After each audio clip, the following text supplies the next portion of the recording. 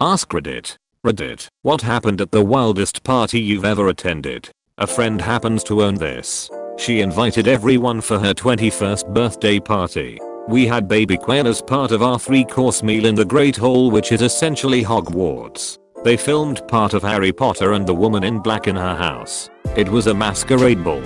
I dueled with sabers, spray painted lamps, drank champagne on the turret watching the sunrise, swam in the lake, slept on a church altar, and woke up the next day on a double-decker bus to find everyone had gone home and had to wade through a sea of tourists to go brush my teeth in my bloodied shirt dressed as a pirate. Found 3 others who were left behind, and we chilled, hungover on a trampoline, while she made us bacon sandwiches. Unlimited food and alcohol. Things were smashed, people were smashed. It was the best party I have ever been to in my life.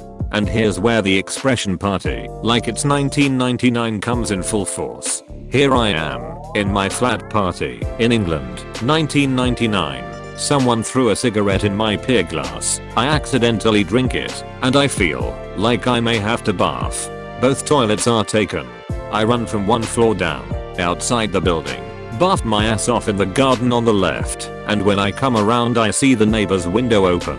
My neighbor, who I know, is at my party and is living alone.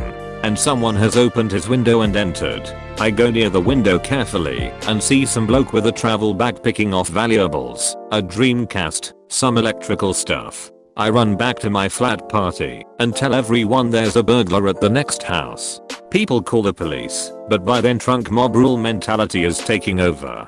People pick up broom handles. Another bloke picks up some heavy duty duct tape and some giant trash bags. They all run across to the burgled house next door. The burglar sees them, panics and tries to leave through the same window, but a couple of trunks intercept him and fall on him.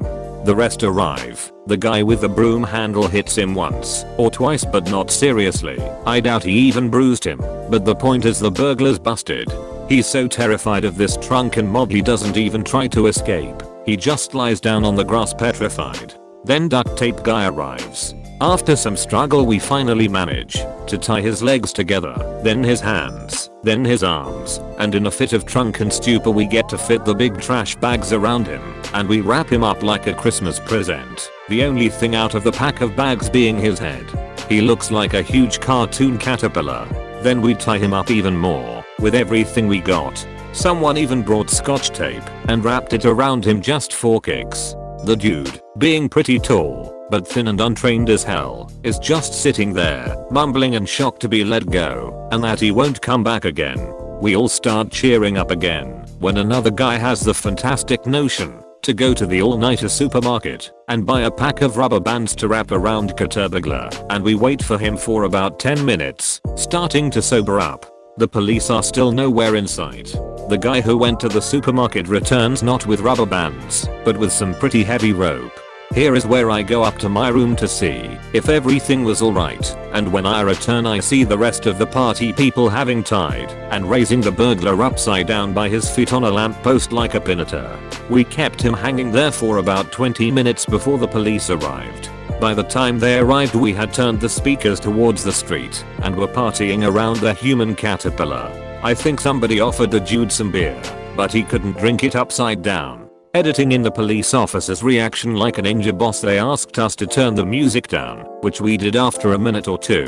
There wasn't a problem with the noise, because the neighbors were glad we caught a burglar, and besides the street dancing and laughing we were quite peaceful. I remember one old neighbor opening her window to tell us to keep the noise down, but as soon as she saw what was going on outside and we explained who the human caterpillar was, she burst in a fit of laughter and went back inside. I remember all the cops leaving with big smiles all over their faces. We all knew they were desperately trying to appear serious, so we cut them some slack and provided them with all the info we could as soon as possible. Of course they politely refused our offers of beer, but since everyone was over 18 we didn't do anything to warrant anything other than harsh finger pointing. Vigilantism is a dangerous and unlawful game, etc. One trunk said, then it's good I didn't dress as Batman like I planned, and we just about all died on the spot. They approached the burglar smiling at the spectacle, asked the guys to get him down from the lamppost. This huge Greek called Peter took him on his shoulder, like you'd carry a rolled up carpet, and carefully placed him inside the police car. They left with the guy still in caterpillar costume. TL. Doctor caught a burglar and tied him like a caterpillar on a lamppost until the police arrived. Partied all around him. May he turn into a beautiful jail butterfly. We had turned the speakers towards the street and were partying around the human caterpillar. I lost it reading this. Semi throwaway here because I switch up my accounts when telling personal details, so I can't be identified. Was at a friend's 21st birthday in a warehouse in an industrial area. Everyone was high on mushrooms, coke, MDMA, cannabis, alcohol, and whatever else was going around that night. A band was having a loud jam and everyone was dancing frenetically. There were jugglers and fire twirlers. The keyboardist was so coked up he headbutted the keys and there was blood dripping out of his forehead while he played his solo. Then we heard a loud bang on the front door. Everyone stopped playing and went out to peer through the letterbox hole. I didn't see, because I was tripping and a little scared, that they were gonna stab me in the eye through the hole, but it was a few guys with balaclavas and knives and guns. None of us had any weapons. We tried to escape out the back route, but there were guys waiting around there too. They screamed at us to shut the duck up and let them in, or they were gonna kill us. After not too much deliberation, we decided not to let them in and called the cops. They started trying to hack the door down with a crowbar when luckily the cops arrived just in time and they ran off into the night. Turned out they ran a meth lab in the warehouse next door and didn't want any noise complaints drawing in attention. TL. Doctor took mushrooms in a big castle, got sieged. Northeastern University, Boston, Halloween 1981. I was a freshman that year, and it just so happened that Halloween was on a Saturday night. There's a street just off campus that's lined with 3-story brownstones, and all of the flats were rented out to students. Damn near every flat had a Halloween party that night, and they'd had all day to party. Somewhere that evening the partiers just poured out of the flats, and it became a huge block-long party, fueled by drugs and alcohol. Things started getting out of control. People started forgetting where their clothes/costumes were. Some small fires were started. Then, cars started getting flipped over and added to the smaller fires. A busload of Asian tourists unfortunately took a wrong turn and ended up on that street, and it was taken as a challenge, with about 100 people on each side trying to see if they could flip over the bus and yelling heave ho. At that point, the cops became something less than amused and called out the riot squad in full helmets, shields, and body armor. Barricades of flaming dumpsters were erected, and that's about the time the tear gas canisters started being fired at the crowd. I forget how many were eventually arrested. Good times, good times. Fact checker. Halloween in 1981 was a Saturday.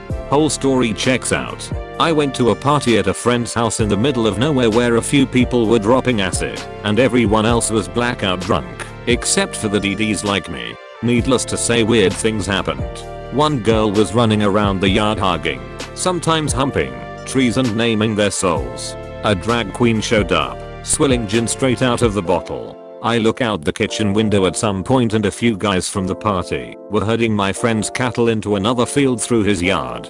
A gay orgy broke out in the office of all places. My buddy passed out on his bed, and my friend was almost at the point where she was going to be sick in my car, so we left. I came back the next morning to grab a few things I forgot and found my friend asleep on the floor where his bed used to be. Out the window I could see his bed in the middle of the field the cattle used to be in. Perfectly made. The bed linens were blowing in the breeze like a damn fabric softener commercial. He had a wooden bed with a large headboard and footboard, so several people had to have disassembled that sucker, taken it outside, reassembled it, and then put the sheets back on it. Methodicas even did hospital corners and threw the decorative pillows on there, just so. My friend had no recollection of getting up and moving whatsoever. Nothing was broken or stolen, including the livestock. An anonymous group of Summones had cleaned the house, done the dishes, and taken out the trash by the time I returned. Nobody remembered/confessed to doing this. The gay orgy must have been concluded with a classic bout of post-coital tidy up. I talked to a girl. Ducking brilliant, bro honestly. Thank you all for watching. If you enjoyed the video, please leave a like down below, and we'll see you in the next one.